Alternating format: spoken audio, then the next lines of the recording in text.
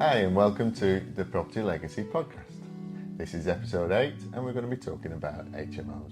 Thank you so much for your feedback on our last few episodes. We are back again today talking about probably the thing that I know the least about. So I'm excited for this one because we actually go networking in Manchester every month, and this is the one thing that everyone asks me about.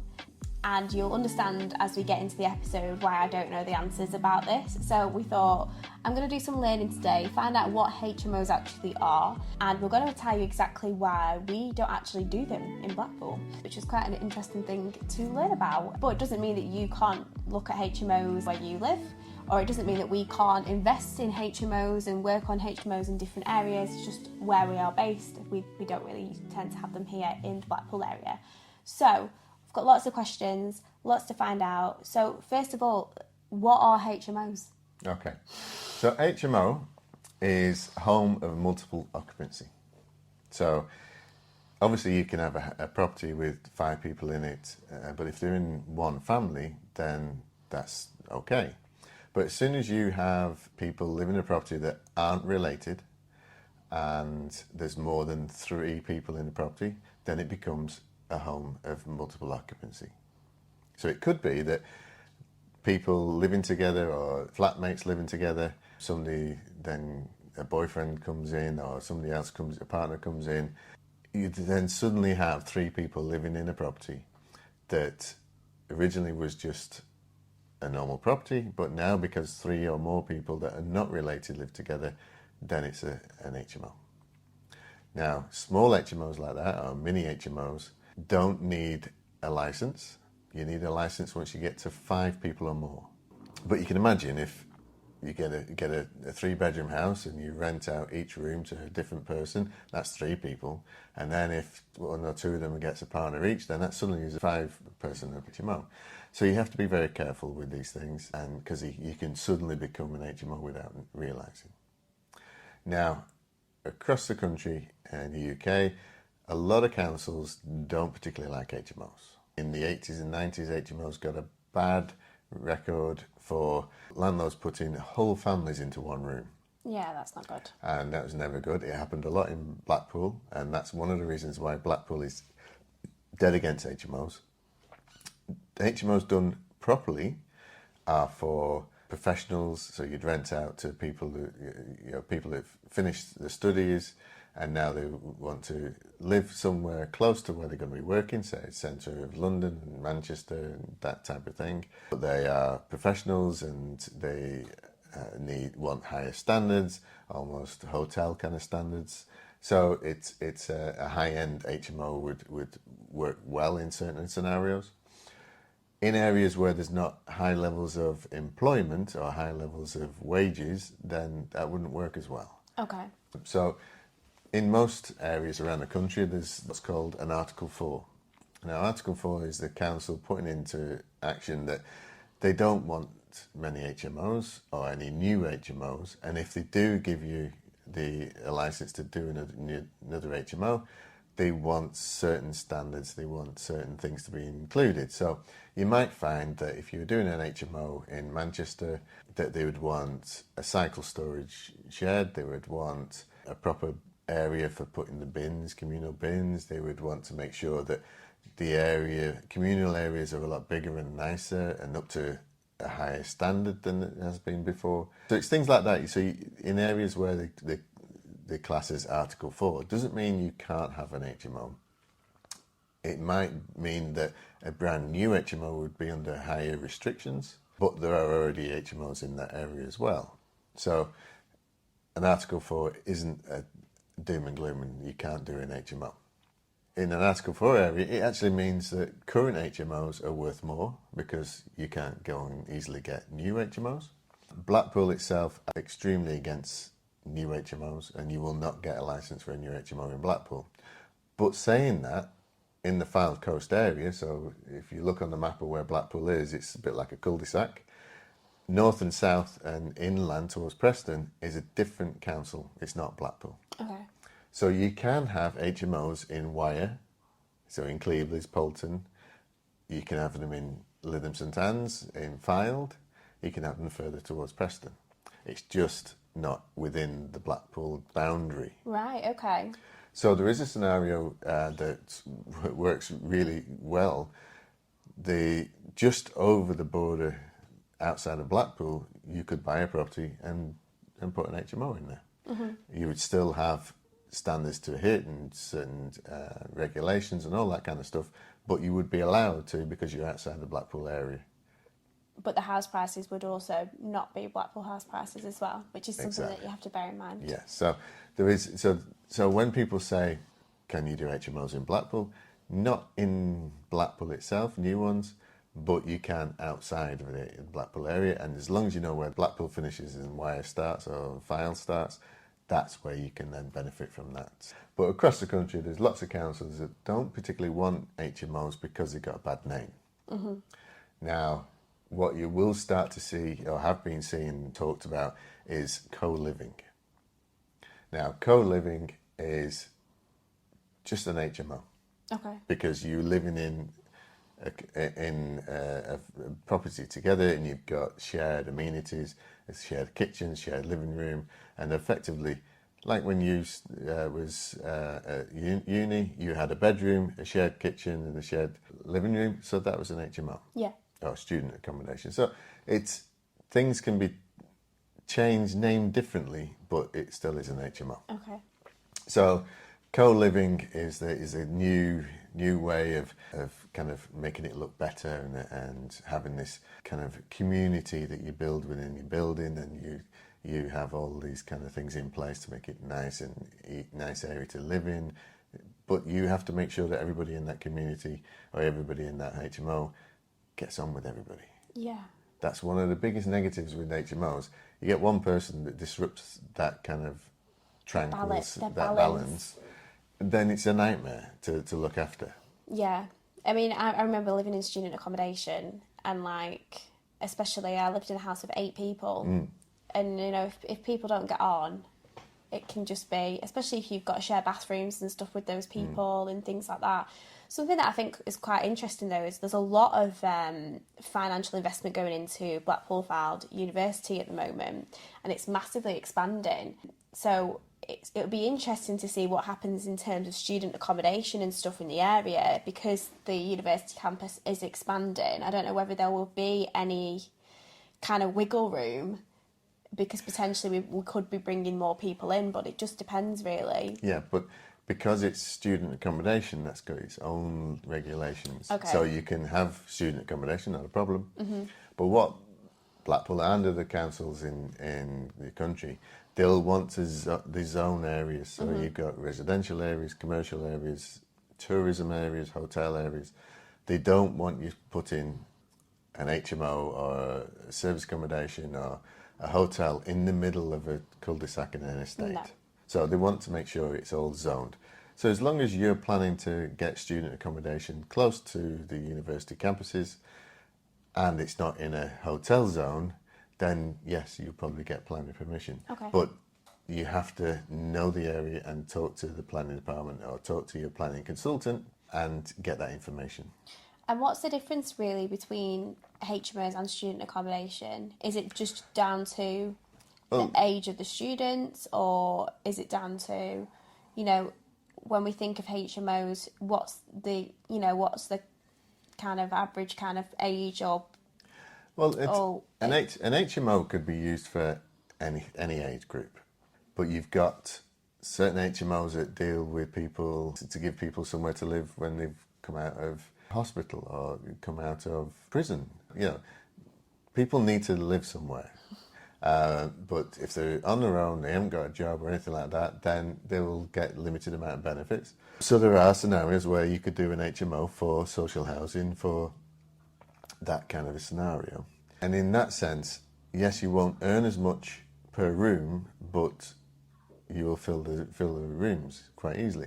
Whereas the ones that everybody wants to do are the high-end market, where you've got doctors and nurses and executives that just want to have somewhere, a base to live in close to where they would work. They might live somewhere else down south or elsewhere the rest of the time, but when they're in work, they just need a room with all the facilities you've got in an HMO, so it makes it easier life. And obviously all the bills are included. You just pay whatever amount it is, and you've got your room. Now, the difference between student accommodation and HMOs is the fact that students generally only live in them from September to May, June. Yeah. So there's quite a big amount of a year not covered. Doesn't mean that the students don't really pay for it. They might just say they're being charged from September to June or whatever, but they can charge them a little bit more because you can't then rent the property out in the off season, because they're always getting new people every September. Yeah. Whereas an HMO, you could have people living in there for 20 years. It's just the same as having a block of flats, but because you have one room and everything else shared, then that makes it an HMO. Where nowadays, especially in Blackpool, you have social housing and you have buildings converted into apartments. It gets around the HMO scenario because everybody's got their own apartment, got their own washing facilities, kitchens, all that kind of stuff. But it effectively is roughly the same. It's also being done within hotels, so hotels are closing down, and you turn into, instead of having one room, you turn them into apart hotels. So lots of apartments in a hotel building. You still have the same facilities as a hotel, but you get the whole apartment. So it's like service accommodation. Yeah. So that's just the industry getting around the fact that people don't really like HMOs. Mm-hmm. But where HMOs are okay and the councils don't mind them, and you put all the facilities in there, they actually make a lot of money. Yeah. Because you can imagine you can charge $400 or $500 per bedroom, and if it's an 8-bedroom property, that's a lot of money. Yeah. Per month. So that's why everybody talks about HMOs, and it's why everybody wants to do an HMO, because they know they can make a lot of money. All the gurus talk about it, and you're making well over £1,000 a month profit, which you can do. But you can also do that doing other things like service accommodation or social housing. You can rent the whole building to a social housing provider, and they deal with it for you. So there's multiple ways of doing it differently. You don't have to go and do. And the problem, and one of the things that could potentially be a problem as well, is instead of dealing with one tenant, you're dealing with 8 tenants, and they might all come with their own problems and issues and things that they're not happy with, and complaints and all that type of stuff. So, in certain circumstances, HMOs can work really, really well, but there are also a lot of ways that they may not work or be fit for purpose. Yeah, and for instance, there has been scenarios in the local area in Blackpool that to get around the HMO, people have bought a hotel and then put people in the hotel. Without pointing fingers, but there are certain football teams in the area that have a place for foreign team players to stay in until they can go and get their own properties. Because when people come into the UK, you can't rent for the first 6 months. You've got to get your national insurance number, you've got to get all that kind of stuff set up before you can have the right to rent in the UK. Oh, I didn't know that. Yeah, so really so hospitals need places like HMOs and service accommodation to put staff in that are training, or they're coming in from a different country, because for the first 6 months they cannot rent. So that's where HMOs works really well around a hospital, and that's why when people go through the trainings and talk about HMOs, they always say look for hospitals, look for building sites, look for big employment areas that you can do an HMO, because they make money. Yeah. And there are restrictions. You've got to have the right to rent in the UK. Also, teenagers that aren't 18 can't rent. So you get a scenario of people that leave children's homes or foster homes at 16, but then can't rent anything until they're 18. So there are social housing companies that deal with that kind of demographic. And obviously there will be certain issues at times in that kind of demographic, but not everybody wants HMOs on their street, and so there's all these kind of things that kind of combine together that makes Blackpool not want them. Okay. But there are lots of ways around them. You just have to not have an HMO. Okay. So if you're not based in Blackpool or looking in Blackpool, what is the kind of setup for HMOs? Is it similar to buy-to-lets? Is it not really much difference, or is there other things that you need to consider? For every bedroom that you rent out, you will have an AST, short hold tenancy, just the same as you would do if you're renting out an apartment or a whole property. So it's the same kind of setups, but because there's multiple people in the building, multiple tenancies in the one building, it's going to cost more for the tenancy management. It's going to cost more for just handling that amount of people in one building and the issues that can crop up. So if you're working with a property management company, they're going to probably want to charge 18 to 20% for an HMO, whereas if it's a block of flats, it's just individual block of apartments, then they'll be charging a lot less. So that kind of tells you certain people will charge more because HMOs make more money, but also they know there's going to be more problems and there's going to be more issues. You know, the fact that if you're running an HMO, you could end up being the social worker, somebody to talk to, somebody to cry on the shoulder, you know, breakups and all this kind of stuff. So there's multiple problems with dealing with HMOs. So yes, you can make lots of money, which is why everybody wants to do it, but it might not be the best thing for the area. So thinking of HMOs, if we've got people on here who are first-time property investors wanting to do this as a starting point, do you think HMOs are a good starting point for somebody, or would you recommend going down the line of like buy-to-lets first just to get a bit of experience? It always depends on the person. Whoever you are, whether it's your first time doing an HMO or whether it's first time doing any kind of investing, it's a steep learning curve.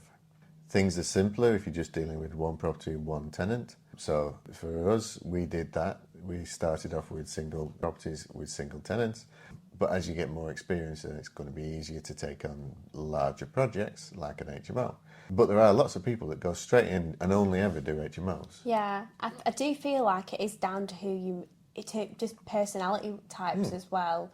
And I know a lot of people that kind of go in on HMOs together. I met a pair of lads at the last property networking event and they do HMOs together, so it's kind of like a group venture. And I thought, oh, that's quite a nice way of doing it actually, because yeah, you're dealing with more people, but if you're going in with someone and you're both working on it, like obviously we've got the family business, but you know, especially if you're younger and you're wanting to get into property investing and things like that, then that is you know, it's good to kind of do it with somebody at your side.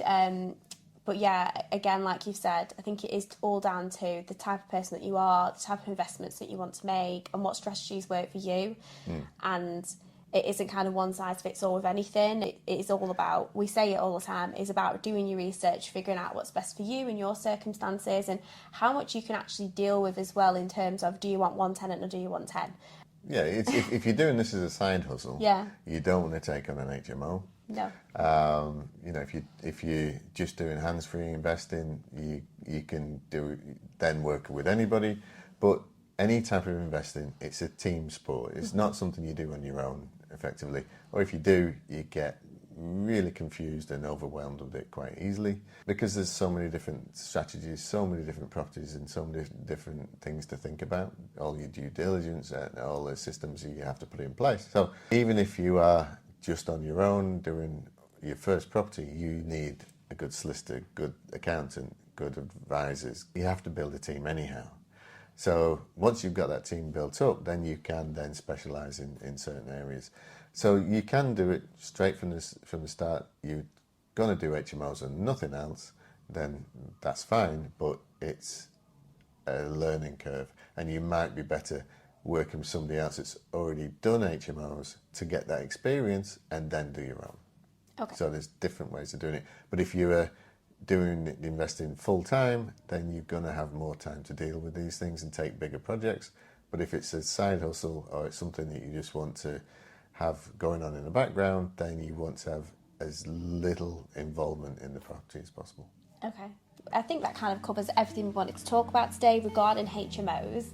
If you like this episode, then make sure to subscribe on YouTube and to give us a review and a like on Spotify or Apple Podcasts, however you like to either watch or listen to us. And if you're not already following us on Instagram, TikTok or Facebook, you can find us on all three of those platforms and interact with our content. It's also where we share our bloopers, and people absolutely love those, don't they?